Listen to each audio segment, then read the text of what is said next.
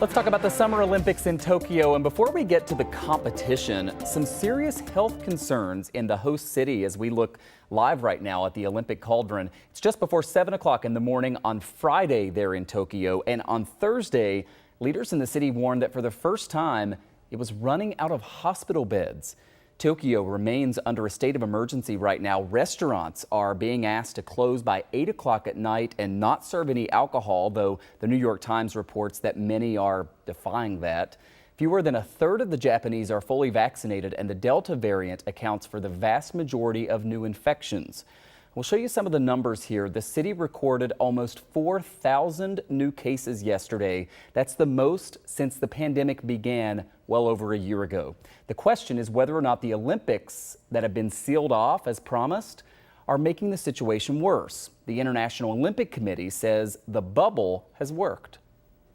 As far as I'm aware, there's not a single case of an infection spreading to the Tokyo population from the athletes or Olympic movement. And this just in, the Prime Minister of Japan also came out a short time ago and said that the Olympics are not to blame for Tokyo's surge in COVID cases. Well, right now it's time to check on the medal count at the Olympics, as we do around this time every day. Team USA extending its lead at the top with 38 total medals, 14 of them gold. China is in second with 31 total and tied with Japan for the most golds at 15. Team USA just barely behind them. The Russian Olympic Committee is in third overall with 28 medals. No doubt medals will be on the line in the pool during live primetime coverage tonight here on Channel 2. We're going to have finals in these 4 events. And among the highlights, Lily King will be going for gold in the women's 200-meter breaststroke at 9:41. Quickly followed by Ryan Murphy trying to defend his Olympic title in the men's 200-meter backstroke. Also, you can see finals in the women's 100 free and the men's 200 individual medley. Also, you'll see the first track and field competitions as they get underway in Tokyo. Some of the fastest and strongest athletes will be competing in the qualifying rounds. And then also tonight, you're going to see Suni Lee in the women's gymnastics all-around final. You already know she got gold, but this all gets underway at 8 o'clock right here on Channel 2. And finally for us, speaking of the gymnastics competition, we've heard a lot of questions about the scoring in Tokyo. And who better to get to the bottom of it than our Verify team? Here's Brandon Lewis.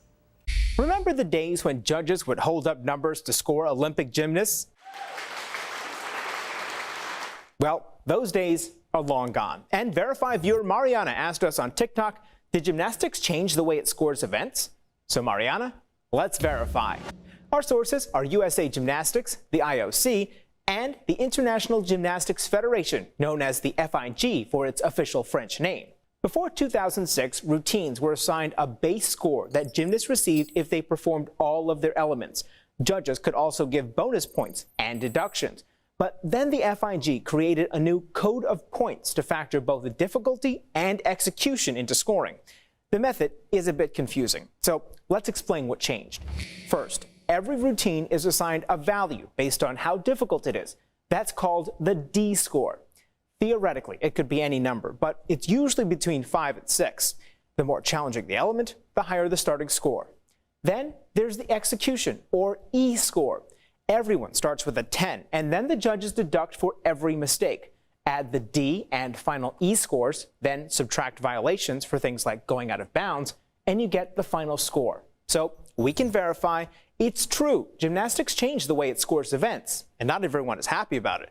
For example, Simone Biles wanted a higher difficulty score when she debuted the double twisting double back dismount in 2019, but the FIG held firm. Want something verified? Email us or send us a text.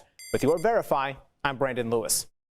It makes so much more sense now. Thanks for joining us for the Town Hall, everybody. 849-2220 is our text line number. Stay right there. Channel 2 News at 6 is up next.